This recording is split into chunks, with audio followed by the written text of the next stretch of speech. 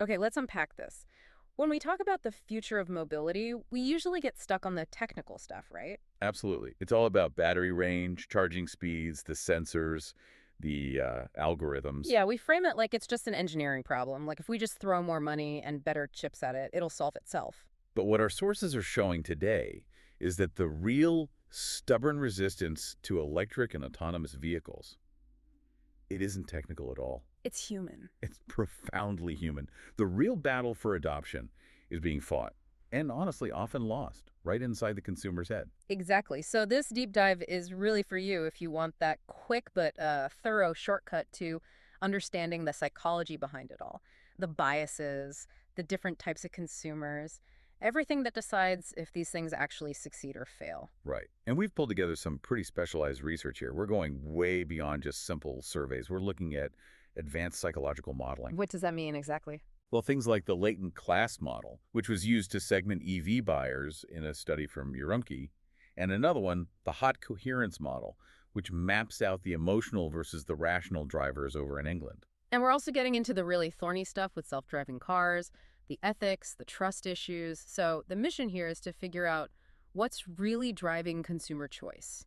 Is it, a genuine concern for the environment? Or is it just a raw fear of risk? Or maybe just Yeah. people want what's familiar, what's predictable. Let's start with EVs.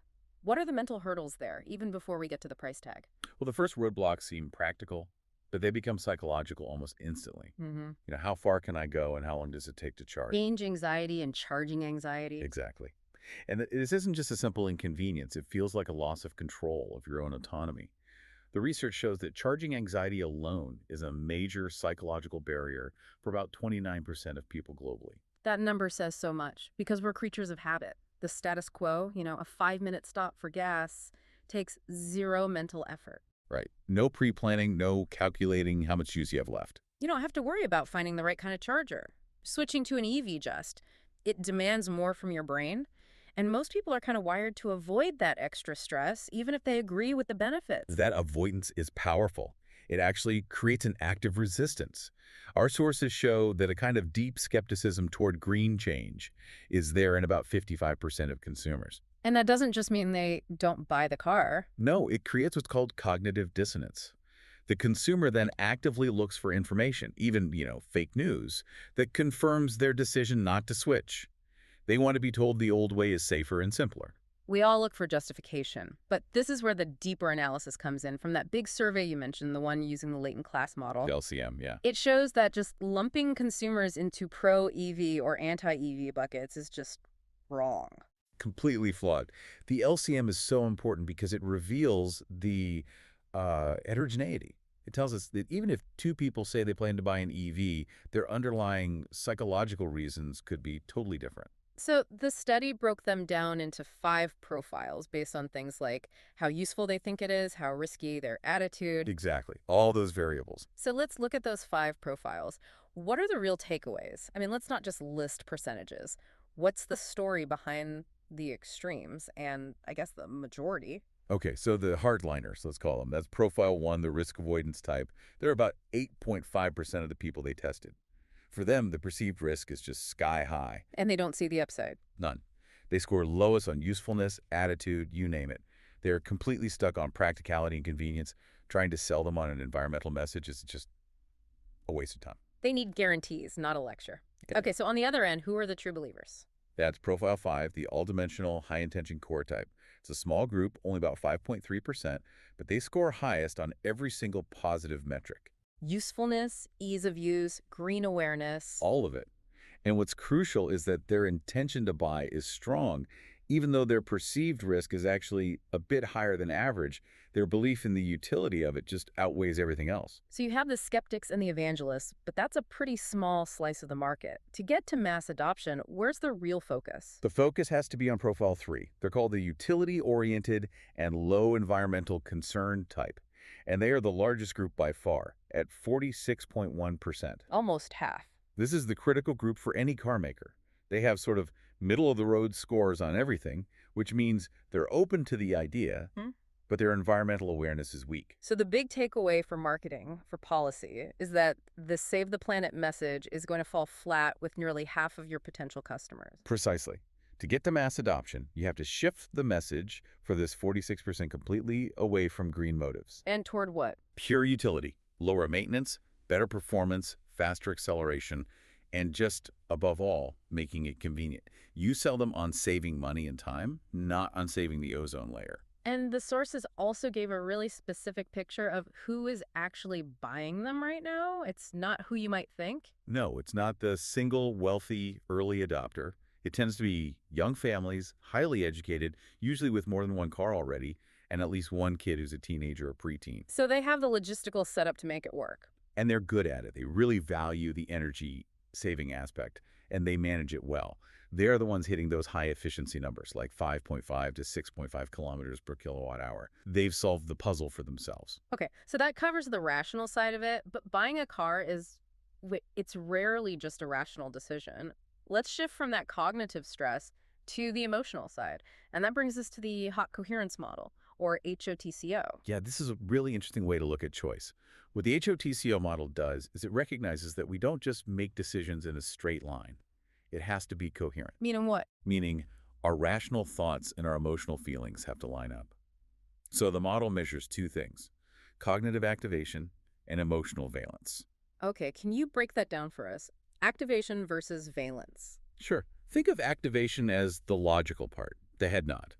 It's saying, yes, this car makes sense, it's efficient, it meets my needs. The practical acceptance. Exactly. Valence is the gut reaction, the desirability.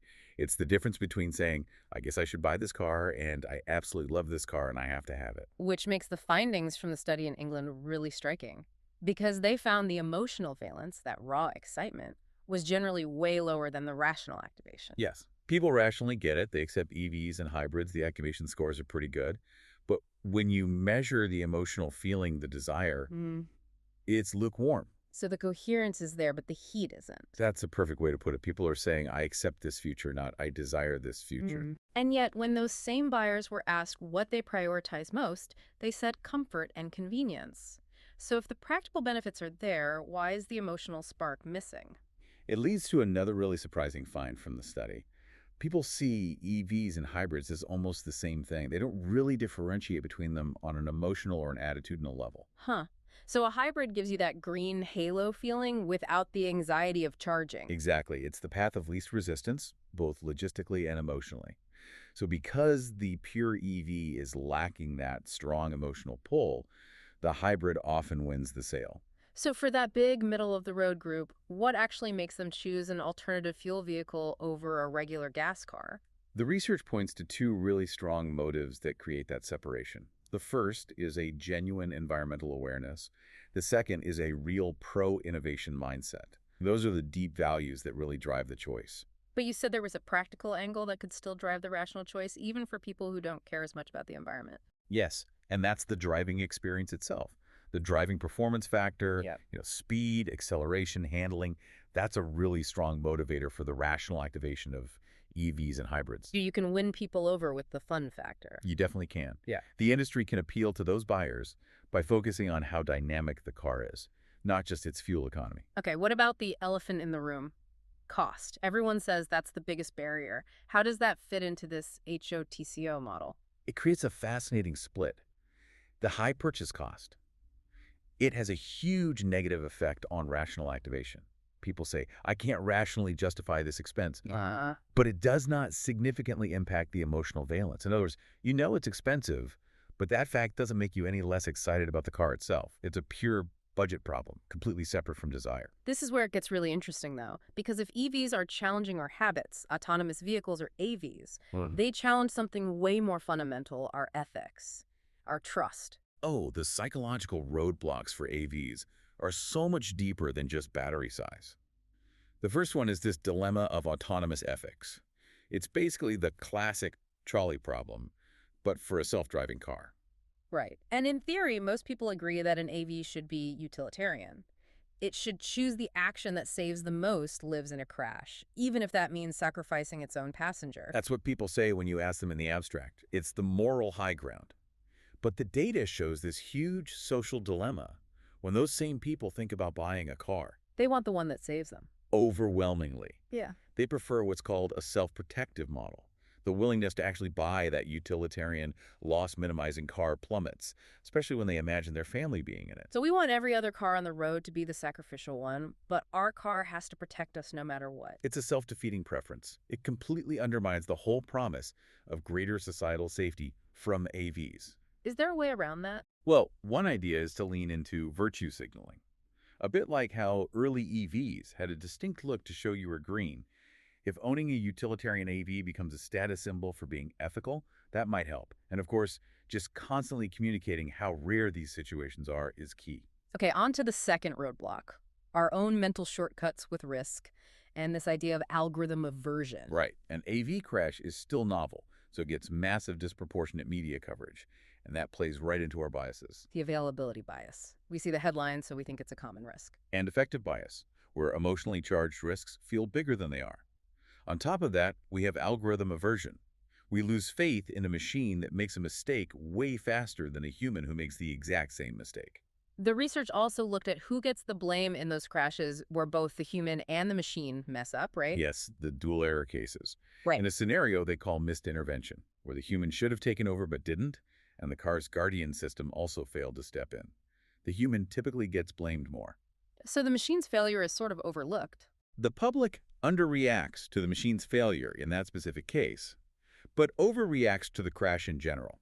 And this has huge design implications. It basically incentivizes manufacturers to design their systems to be more passive. To avoid being the one to make the mistake. Exactly. They want to avoid a bad intervention failure where the machine takes control and causes a crash. That's a PR and legal nightmare. It's safer for them to design systems that lean toward missed intervention, where the human is technically still in charge and shoulders more of the psychological and legal blame. So the fix has to be preparing the public that accidents will happen, but without promising this perfect, infallible system that can never exist. That's a very delicate balance, Yeah. which leads to the last roadblock, transparency, or the black box problem. Theory of the machine mind. Right. If we can't understand why the AV is making its decisions, we can't form a mental model we can trust.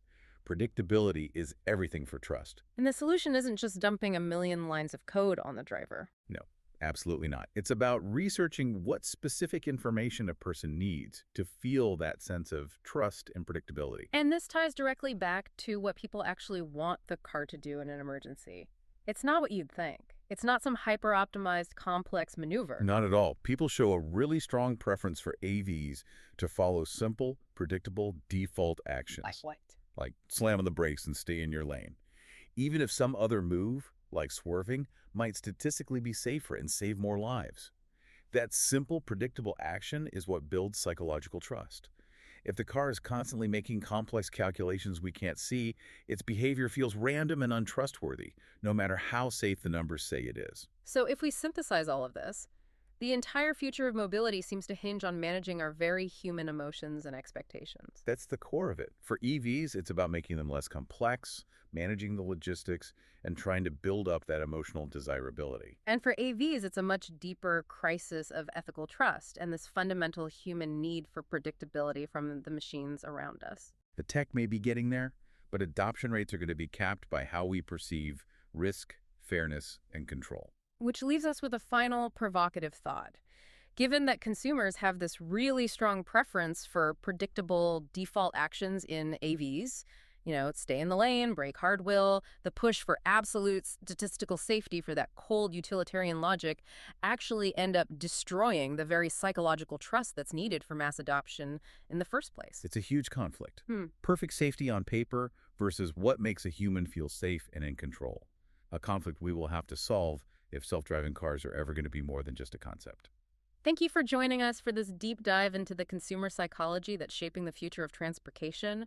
We really hope this explanation has been clear and has given you some valuable insight into the human side of all this new technology.